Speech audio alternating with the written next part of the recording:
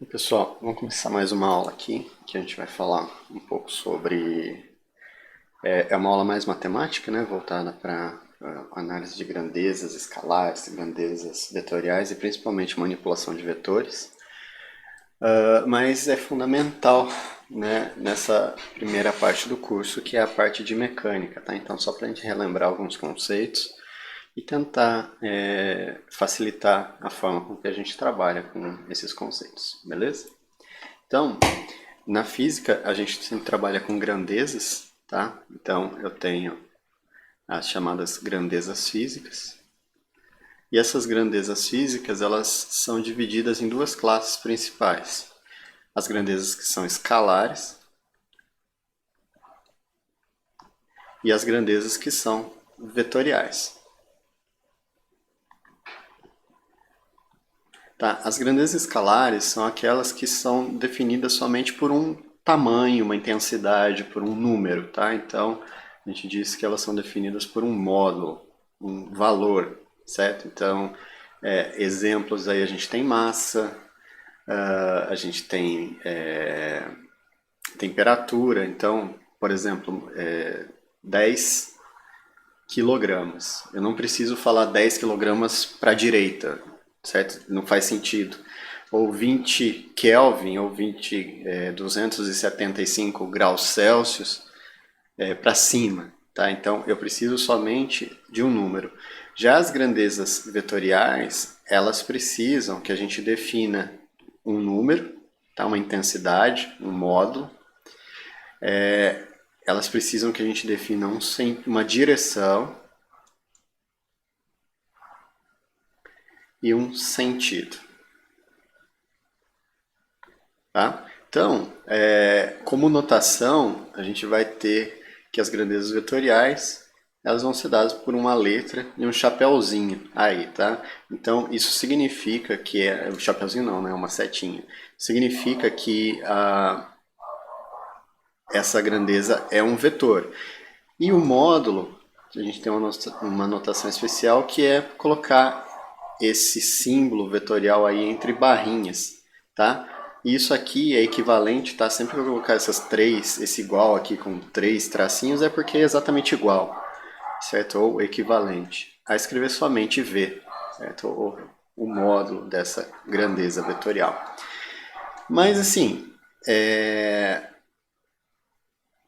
por que a gente precisa disso tudo? Porque a gente precisa caracterizar as coisas com que a gente está escrevendo, né? Lembrando que a matemática ela é a língua que a gente fala, né? Então, assim como eu estou usando aqui o português para me comunicar com vocês, para comunicar conceitos físicos, a gente usa a matemática. E aí, a gente precisa de alguma forma padronizar essa nossa comunicação. E para isso a gente tem as famosas e odiadas unidades de medida, né? Que os alunos têm o costume de esquecer, né? Então a unidade caracteriza, né? Se vocês olharem aqui eu já coloquei uma. A unidade de velocidade, metros por segundo. Nesse curso a gente vai usar o chamado Sistema Internacional de Unidades, né?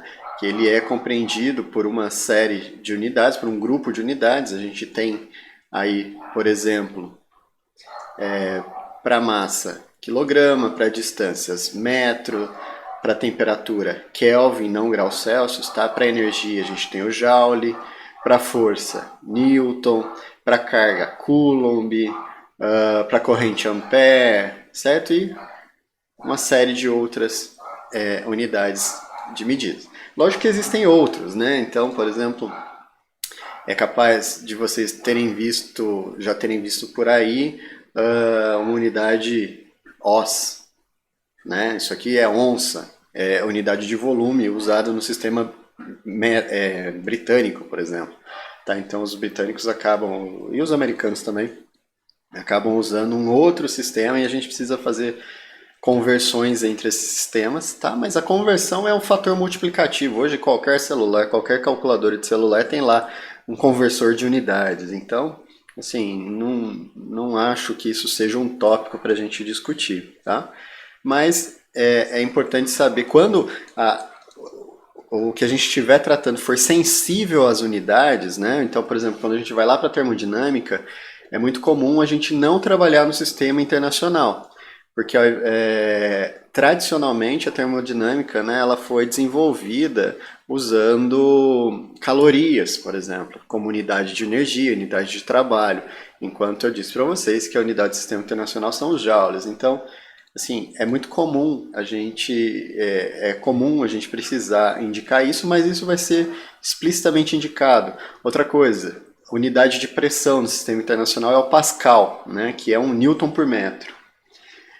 Só que quando a gente fala de pressão sanguínea, é costumeiro a gente usar milímetros de mercúrio, né? Então, quando você vai lá aferir a sua pressão sanguínea, você faz uma leitura lá 120 por 80. Mas 120 por 80 o quê? Polegares? Não. É 120 por 80 milímetros de mercúrio, tá? Então, quando a gente for se referir a uma unidade, a um sistema que a gente trabalhe com unidades que não são do sistema internacional, então isso vai ser avisado, beleza? Uma vez que a gente já sabe aí como lidar com as características físicas, agora a gente precisa localizar os sistemas físicos. E a gente sempre localiza o sistema físico em relação a um referencial, né? Então eu tenho aqui os 3 eixos cartesianos, né? Direção x, y, z. Tá? Aqui eu estou indicando por I, J, K, mas poderia estar xzinho, yzinho, zzinho. Esse chapeuzinho que aparece, quando eu tenho... esse é um tipo especial de vetor, né? Então, quando eu tiver uma letra e um chapeuzinho, esse é um vetor que ele tem módulo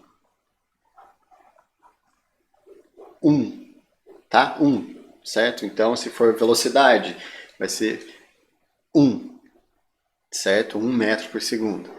Esse é o chamado versor. Nesse caso aqui, esses versores estão indicando direções e sentidos, né? Então, por exemplo, eu tenho aqui na horizontal a direção do eixo Y, certo? No sentido da esquerda para a direita, tá? Então, isso é bastante importante. Nós vivemos em um mundo que ele é tridimensional, né?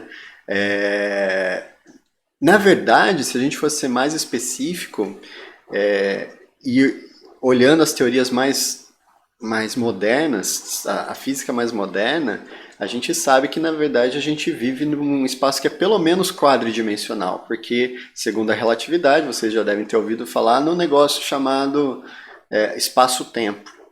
O que o espaço-tempo me diz? Me diz que tanto o espaço como o tempo eles são tratados de forma análoga. Então eu teria uma 4ª dimensão. Além de x, y, z, que a gente está acostumado, a gente teria o tempo. Se a gente vai além e vai para a mecânica quântica, por exemplo, eu trabalho com espaços vetoriais que podem ser finitos, né? Então podem ter menos do que 3 dimensões, por exemplo, o caso do spin, né? Já ouviram falar aí na computação quântica baseada em spin? Ela é baseada em spin up, spin down. Então eu tenho um espaço que ele é de 2 dimensões, up e down, ou eu posso ter um espaço com infinitas dimensões, certo? Então existem outros espaços que a gente pode caracterizar, mas a física newtoniana, que é essa que a gente vai estudar, em que a maioria dos fenômenos que nos interessam são muito bem explicados por essa física, ela se restringe a esse espaço tridimensional, mesmo porque o tempo ele é absoluto, certo? O tempo passa, independente da nossa vontade na mecânica newtoniana. A gente sabe que isso não é verdade, porque, segundo a teoria da relatividade do Einstein, o tempo depende também da velocidade do sistema. Então, vocês provavelmente já devem ter ouvido falar em dilatação do tempo, contração do espaço, justamente porque o tempo deixa de ser absoluto. Mas para a gente aqui isso vale. E aí o que a gente vai fazer, e muito nesse curso, é descrever sistemas biológicos com as ferramentas da física. Então esse curso de biofísica, ele é sim um curso de física, mas em que a gente vai olhar para algumas aplicações na biologia. Então eu costumo brincar que eu vou substituir aquele pontinho, né, que a gente usa, né, um corpo sem massa ou um ponto material que tem muito na física, eu vou substituir o pontinho por um, sei lá, vou tentar, eu sou muito ruim de desenho, tá, gente? Por um passarinho. Ó, usem a imaginação de vocês aí e pensem nisso aí como um passarinho. Mas esse passarinho é o nosso pontinho, tá?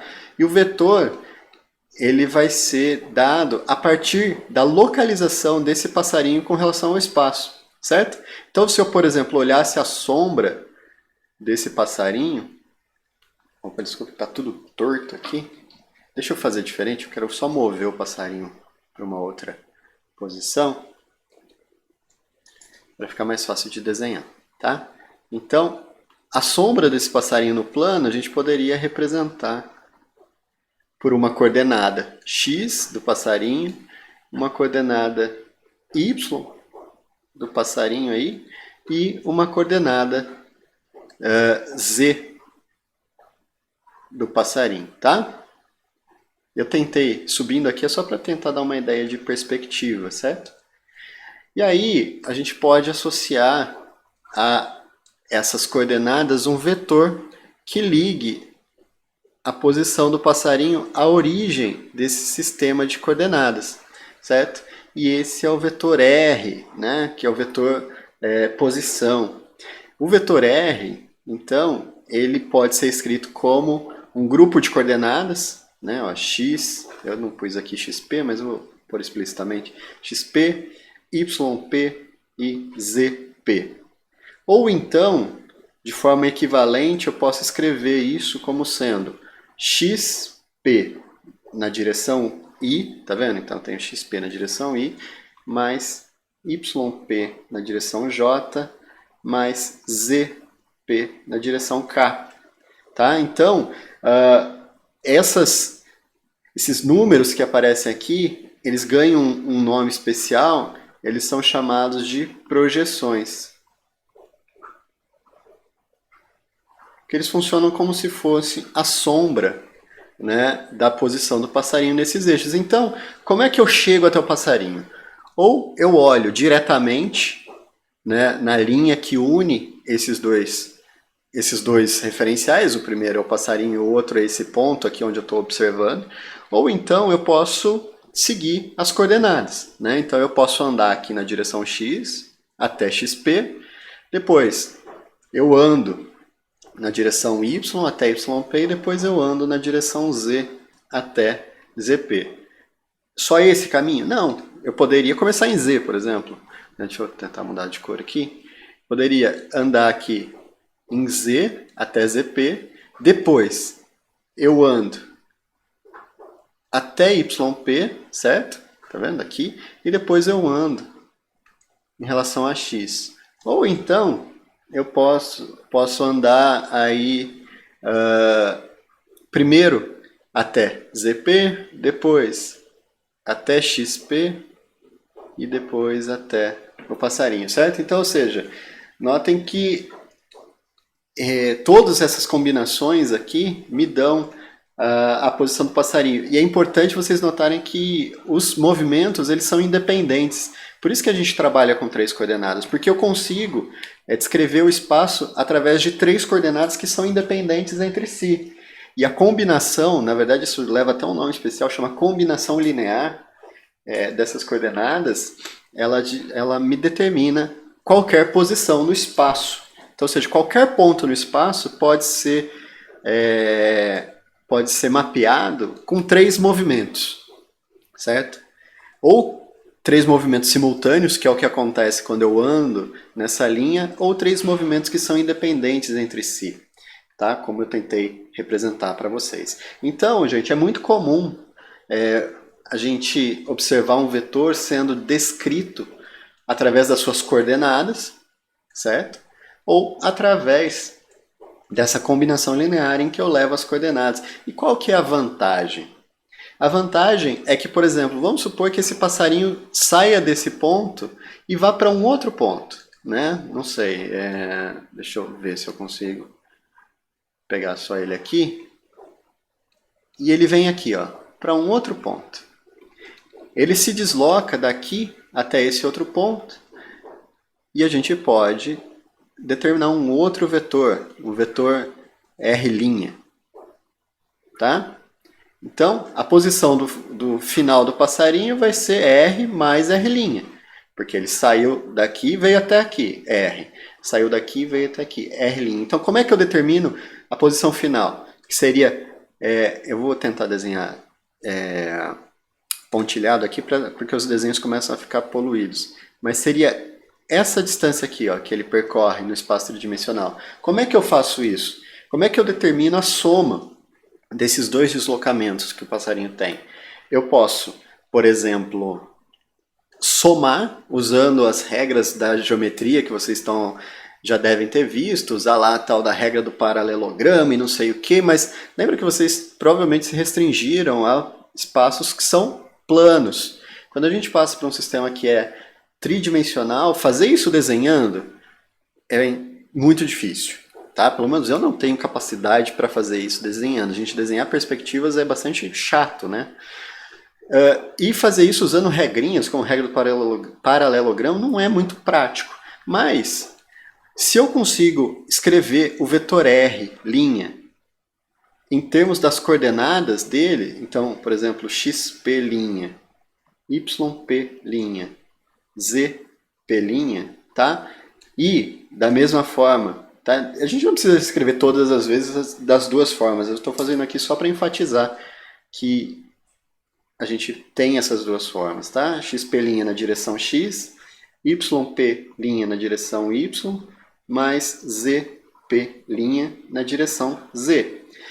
O deslocamento total, né, vamos chamar aqui de deslocamento total, ele é um deslocamento vetorial, ou seja, esse vetor que sai da origem e vai direto até a segunda posição do passarinho, ele vai ser dado pela soma vetorial não algébrica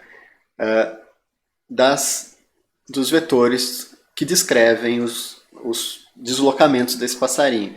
E como é que eu faço? E aí que vem a facilidade, porque quando eu tenho essa anotação em termos de projeções, basta que eu some as coordenadas. Então, aqui eu vou ter xp mais xp', yp mais yp', zp mais zp', tá? Fácil dessa forma. Então, ou seja, o vetor D, vamos colocar alguns números, porque eu sei que vocês gostam de números, tá? Por mais que vocês vão ver que eu vou sempre fugir disso. Vamos supor que o vetor R fosse dado por 1, 2, 3. Por quê? Porque eu quero, certo? E o R' fosse 3, 2, 1, tá? Olha lá o passarinho. Aqui eu não estou me preocupando com unidades, mas se fosse deslocamento mesmo, teria metros aqui, ó, uma unidade, metros. Qual que é a posição do passarinho em relação à origem do sistema de coordenadas que estão aqui? Vai ser D, né? Estou chamando aí de D, igual a soma das coordenadas x, então é 1 mais 3, que é 4, 2 mais 2, que é 4, 3 mais 1, que é 4, certo? Metros. Então, se eu fosse desenhar agora, só o final, o que eu teria era o seguinte. Deixa eu colocar um outro sistema de referência aqui. Vou duplicar mais uma vez o passarinho. Eu não sei onde ele foi parar agora. Deixa eu ver. Eu dupliquei e não sei onde eu pus. Opa, acho que eu recortei, não dupliquei. Aqui. Então eu tenho o passarinho. E qual que é a posição? Olha, ele vai estar na posição 4, 4, 4. Então eu ando 4 aqui, né? 4 metros, por exemplo. Então eu vim aqui, andei 4. Aí eu venho aqui, ando mais 4. E depois eu subo mais 4, né? Então eu tenho essa projeção que está aqui. Então o passarinho vai estar nessa... Opa, ele tenta prender nas grades aqui. Tá? O passarinho está nessa posição. Beleza? Agora, eu sei o vetor D, né? O vetor D aí é esse cara que liga a origem até a posição do passarinho, D. Mas e se eu quero saber a distância? Se eu quero pegar uma fita métrica e ir lá e medir a distância? Ou seja, como que eu determino o módulo? E aí, gente, a gente pode determinar o módulo de qualquer vetor pela soma dos quadrados das componentes. Se a gente estivesse num espaço bidimensional, né, vamos supor que eu esteja olhando só um movimento em duas dimensões. Eu tenho aqui 4 na direção x e 4 na direção y. Tá? Que é mais ou menos olha de cima, né? Você vai ver esse plano que está aqui, ó, o plano YZ. Então, eu quero saber essa distância que está aqui, ó, da diagonal. Mas notem a figura que se forma, né? Essa distância é o que a gente chama de módulo do vetor D, certo? Na verdade não é D, porque o D leva em consideração os 3 dimensões. Eu vou chamar aqui, ó, D XY, porque ele está no plano, certo? Seria essa distância aqui, ó, que eu acabei de pontilhar, tá? Olha essa figura que se forma. Eu posso representar, em termos dos módulos, um triângulo que é retângulo, tá? Não muito bem desenhado, mas é um triângulo retângulo, que ele tem catetos 4 metros, 4 metros, e aqui o que eu tenho é o módulo desse DXY. Como é que eu determino a hipotenusa de um triângulo retângulo em termos dos seus catetos?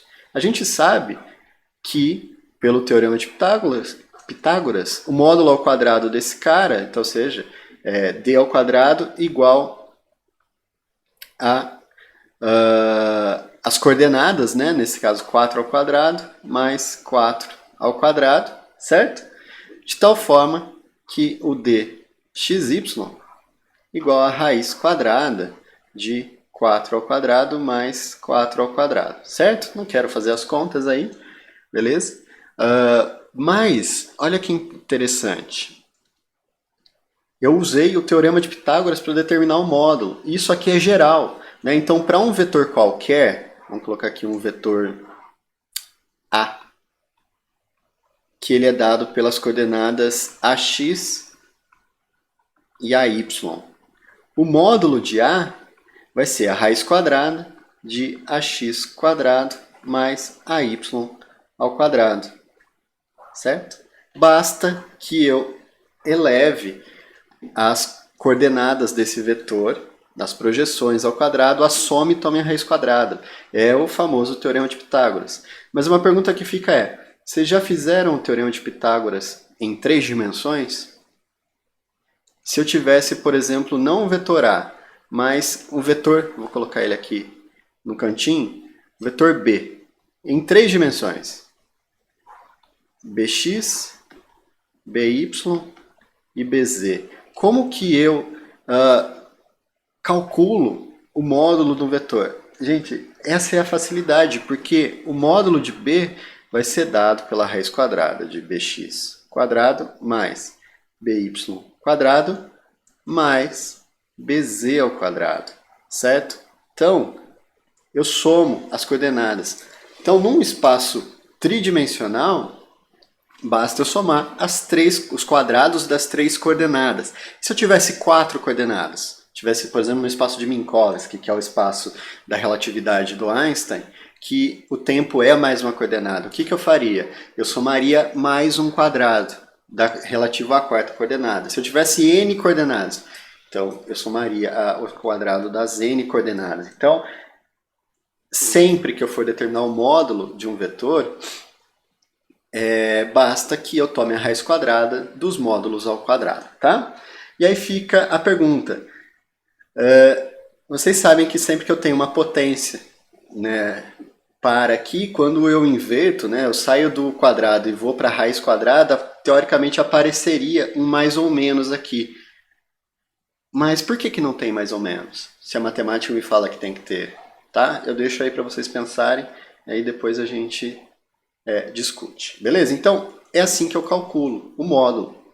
Mas vamos supor que, ao invés de eu ter acesso ao módulo, eu tenha, por exemplo, né, eu tenho lá o passarinho, vou pôr ele, não vou pôr ele de novo, o passarinho vai virar um pontinho, tá? Porque... E é me fornecido, por exemplo, a distância entre o referencial, então esse vetor R, eu sei o módulo dele, tá? Então vou até pôr explicitamente aqui o módulo dele, e eu sei, por exemplo, o ângulo que ele faz aí com uma das direções, alfa, certo? Como é que eu calculo as projeções Rx e Ry? Isso aqui também é importante, porque muitas vezes a gente tem isso, né? Como é que eu calculo? Sabendo a distância, suponha que você mede a distância e mede o ângulo, mas eu quero saber as projeções. Isso aqui é bastante útil. Olha, mais uma vez eu tenho um triângulo retângulo. E a gente pode usar aí a trigonometria do triângulo retângulo, em que esse aqui seria o cateto adjacente. Lembrando que o cateto adjacente tem tamanho Rx. E esse aqui seria o cateto oposto ao ângulo, né? E o tamanho aqui é Ry. Então, se eu olhar, por exemplo, para o seno do ângulo alfa, a gente sabe que seno de um triângulo retângulo, ele vai ser cateto oposto dividido pela hipotenusa, HP aqui, tá? Cateto oposto sobre hipotenusa. Nesse caso, a hipotenusa é o R e o cateto oposto é o Ry. Então eu tenho Ry sobre R. Se eu passar o R multiplicando, eu consigo escrever Ry igual a R seno de alfa. Então, aqui eu consigo, sabendo o módulo e o ângulo alfa, eu consigo determinar a coordenada y, né, a projeção y desse vetor.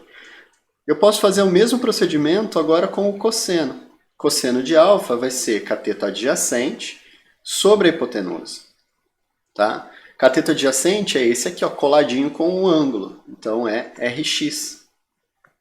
E a hipotenusa continua sendo R. Se mais uma vez eu passar esse cara multiplicando, então eu posso escrever aí que o Rx igual a R cosseno de alfa. Tá? Então, essa é uma forma da gente descrever as coordenadas sabendo o módulo e sabendo o ângulo, certo? Então, como é que eu somo, e aí a subtração é da mesma forma, né? Vetores, somando e subtraindo as coordenadas. Como é que eu determino o módulo?